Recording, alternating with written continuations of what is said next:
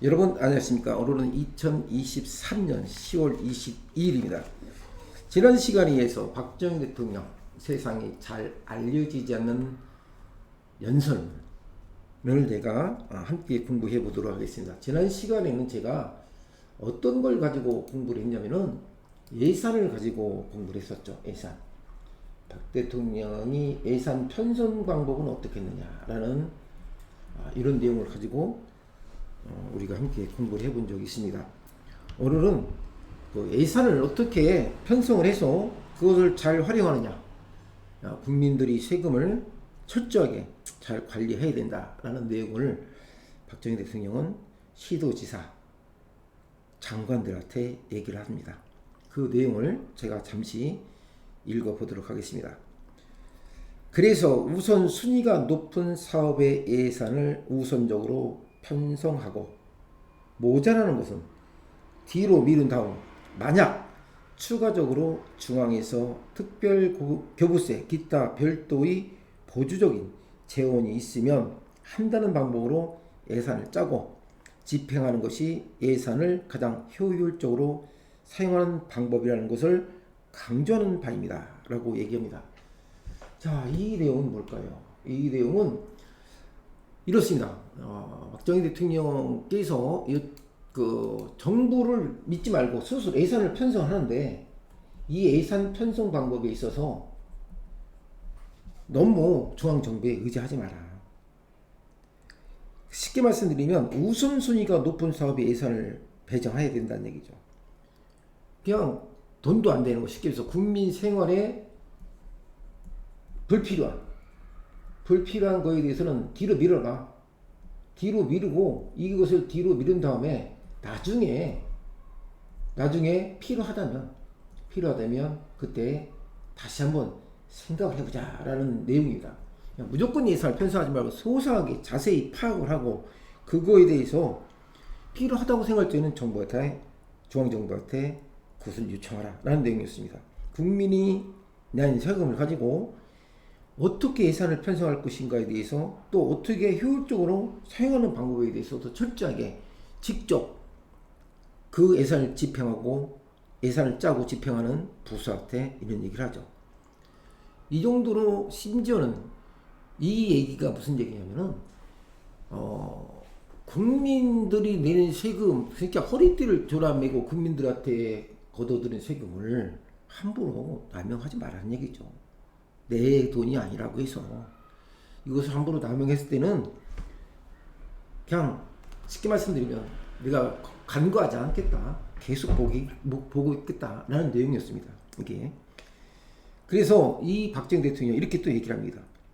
그 다음에는 작년도에 중요한 얘기죠. 우리가 추진한 농어촌에 대한 3가지 중점 사업이 있었다. 철저하게 나라의 운영에 대해서 소상하게 곳곳까지 정말 빠진 곳이 없는 곳까지 세밀하게 관심을 갖고 있다는 거죠. 거기서 중요한 것은 여기서 우리가 꼭 알아야 될 것, 그때 당시는 뭘 얘기냐면 소득이라는 거예요. 소득 증대 사업 있죠. 증대 사업. 이 소득이 있어야만이 국민들이 생활을 윤택할 수 있다죠. 그 소득 증대 사업은 바로 뭐와 연결되어 있느냐라고 얘기하면 농촌 근대화라고 있어요. 근대화. 어디에? 농촌이 근대화죠. 농촌 근대화의 소득 사업은 반드시 선도해야 된다라고 했어요. 이 소득이 선도하지 않으면 아무리 우리가 열심히 해도 소득이 없으면 필요 없잖아요. 쓸데없는 데다 돈을 낭비해봤자 그것은 사실상 무의미한 거죠. 그렇기 때문에 소득을 중점적으로 두고 이 소득 증대 사업에 대해서 예산도 편성하고 그 예산 집행한 거에서 철저하게 관리해라 라는 것이 바로 박정희 대통령이 지시한 내용이었죠. 그래서 이때 뭐라고 했냐면은 이렇게 얘기해요. 소득 증대 특별 사업과 농촌의 용수 개발 사업. 또 중요한 것은 뭐가 있습니까? 이 식량이란 말이에요. 식량. 우리 먹고 사는 게 중요하죠. 그때 당시에는 먹고 사는 게 어려웠었으니까 이 식량 산업에 대해서 상당히 관심을 가지죠. 이 식량 산업에 대해서 뭘 얘기했느냐면 이렇게 얘기를 해요. 신정사업에 식량을 하는데 식량을 모아야 된다. 증대시켜라. 라고 이 증대시키는 거에 대해서 뒷부분이 자세히 나옵니다. 어떻게 해야만이 증대되고 이것을 가지고 농어촌의 근대화, 선도 사업을 할 수 있는 방안까지 얘기를 하죠. 그래서 식량의 증산 사업에 대해서 얘기를 합니다. 이렇게. 자, 그럼 어떻게 하면 식량이 증산될 것인가? 라고 얘기를 합니다. 지금까지는 중앙에서 관장하고 있는 소득 특별 사업은 90개 사업이 있었다. 다시 말씀드리면 이런 모든 것을 중앙에서 소득 증대에 대한 소득 증대에 대한 내용을 어디에서 관리했느냐? 중앙에서 관리했다 해요. 그런데 이 중앙에서 관리했던 것이 이제 중앙에서 관리할 게 아니라 지방에서도, 농촌에서도 여기서 직접 한번 연구를 해서 스스로 뭐합니까? 자립할 수 있는 기반을 한번 만들어보자 라고 얘기를 합니다. 중앙만 믿고 있지 마라 이거죠. 국민들이 열심히 노력을 해서 그 소득 증대 사업에 대해서 관심을 갖고 어떻게 해볼 것인가 했는데 그게 그때 당시에 90개 정도 중앙에서 관리를 하고 있었답니다. 특별 관리. 그래서 그때 뭐라면 이 중에서 그 박정희 대통령께서는 계획을 세웠으면 이 계획에 대해서 반드시 뭘 합니까? 성과를 물었어요. 성과.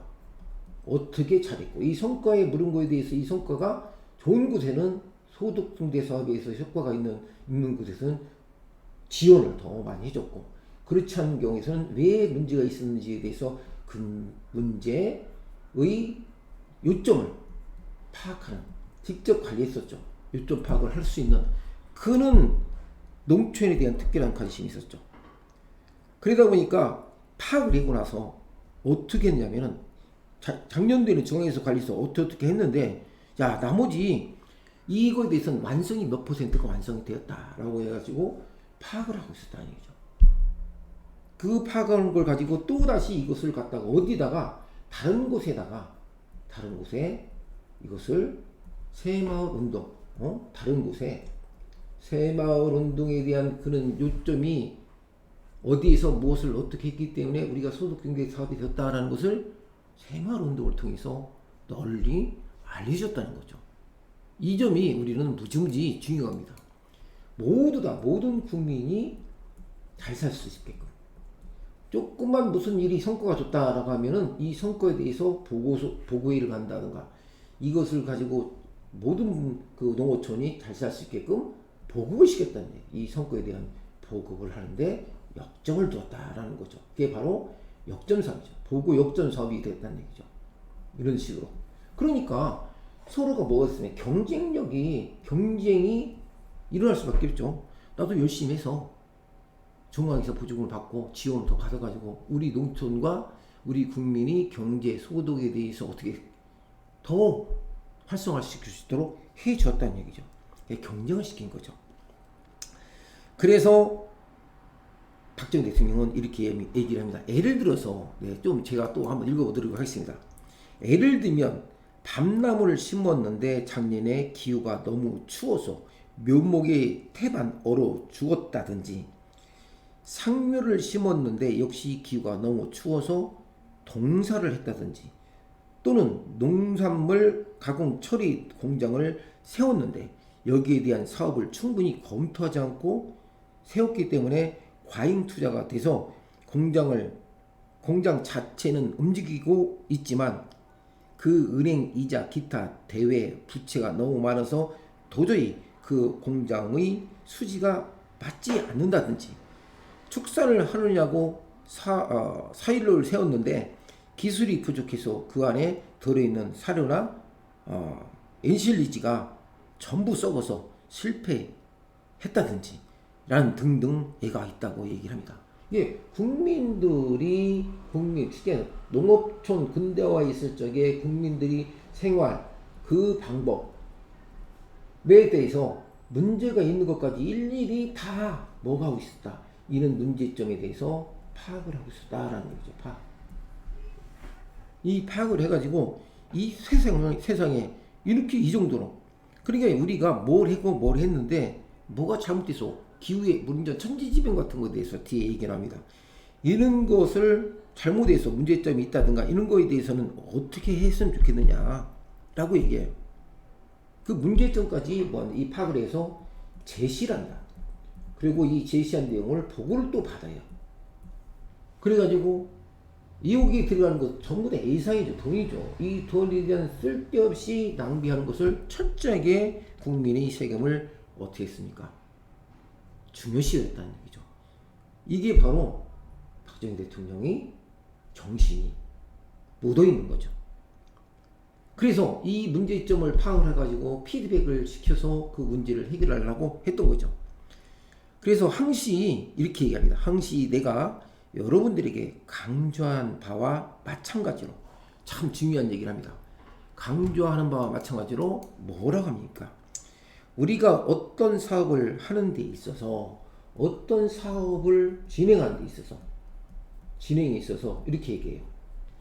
진행하는 데 있어서 사전에 그 사업에 대한 경제성 또는 종합적인 타당성을 검토하고 경제적으로 수지가 맞는 사업이냐라고 물어봐요. 이런 걸 다 파악하고 경제적으로 수지가 맞느냐 물어봐요. 맞는 사업이냐 이렇게 물어보죠. 이게 뭡니까? 수지가 맞는 사업을 해야 된다는 얘기죠. 또 마찬가지로 여기도 국민의 세금 예산이 들어간다. 이 때문에 돌려서 얘기를 하는 거죠. 이런 사업이냐는 것을 얘기하고 이게 있다 하더라도 기술적으로 우리가 가능하냐 물어봐요. 이게 맞다 하더라도 우리가 지금 할 수 있는 능력이 있느냐 물어봐요. 능력이 있느냐. 이 능력은 기술적으로 능력이 있느냐 물어봅니다. 능력이 없는데도 한다. 그건 문제가 있는 거죠. 또 이 물건을 만들었을 때 이것을 갖다 팔 수 있는 뭐가 있느냐? 팔 수 있는 판로가 있느냐 물어봐요. 판로가 있느냐? 판로가 없는데 만들어서 뭐하냐 이거죠. 이런 모든 여건이 다 구비되어 있어야 되고 이 자금을 계속적으로 지원했을 수 있는 지속적인 지원 능력이 있느냐. 그러니까 내 돈을 정부에서 주고 싶은데 그냥 구태연하게 할 수 있는 능력도 없는데 이걸 갖다가 무조건 하락해서 시킨다고 해서 이걸 따라서 해서는 안 된다는 얘기죠. 또 사업에 참여하는 농민들이 그만큼 뭐가 있냐라고 해요. 이런 사업을 하는 데 있어서 제일 중요한 건 새마을운동의 정신은 뭡니까? 여기서 말하는 것은 운동의 정신은 다시 말씀드리지만 자립이지만 참여 정신도 포함하고 있어요. 참여 정신. 이 참여를 할 수 있느냐? 그 참여 의식이 있느냐가 중요하다고. 이 의식이. 참여 의식이 없는데 아무리 해야 뭐야 의미가 없다는 얘기예요. 이러한 여러 가지 문제를 충분히 검토해서 확실하게 자신감이 있을 때, 자신감이 나타날 때, 이 자신감이 있을 때 뭘 하느냐? 이것을 실행하는 것이 옳다라고 얘기를 해줘. 이것을 자신감이 없는데 무조건 정부의 사락에서 이걸 한다 하면은 본인이 하기 싫은데 어떻게 됩니까? 참여의식과 그런 자신감이 없는데 이걸 누가 하면 분명히 100% 실패를 하겠죠. 그렇기 때문에 국민들의 참여의식을 높이는데 최대한 정신적인 교육을 시키도록 노력했다는 거죠. 참여의식이라는 것 자체가 중요한 거죠. 이게서 나오죠. 이러한 것들은 계속적으로 여기에 대한 뭐가 필요했다고 합니까? 이렇게 한다고 해서 그냥 끝나는 게 아니다. 관리를 해준다. 사후 관리를 열심히 해야 한다. 사후 관리를 해줘야만이 모든 사업도 마찬가지죠. 사후 관리를 해줘야지. 쉽게 말해서 우리가 말하는 보수 유지 관리를 해줘야 되겠죠. 보수 유지 관리 해준 상태에서 그냥 기계만 갖다 놓고 사용도 할 줄 모르면 무슨 의미가 없는 거죠. 이러한 문제점이 있다면 이런 사후 관리도 철저히 해서 이 사업을 성공시키는데 목적이 있고 성공시켜야 된다는 것이라고 얘기합니다. 자, 이거에 대해서 어떤 식으로 얘기를 하냐면 이렇게 얘기를 합니다. 예를 들면 밤나무나 뽕나무를 심었는데 얼어 죽었다. 기후가 갑자기 추워서 얼어 죽은 것을 인력으로 어떻게 하느냐? 천재지변인데 이런 변명을 하는 농민은 정부가 아무리 도와주어봤자 잘 살 수 없다는 것이죠. 이 농민의 정부한테 돈을 받으려고 스스로 하려고 하는 노력이 없었다는 거죠. 이렇게 얘기죠.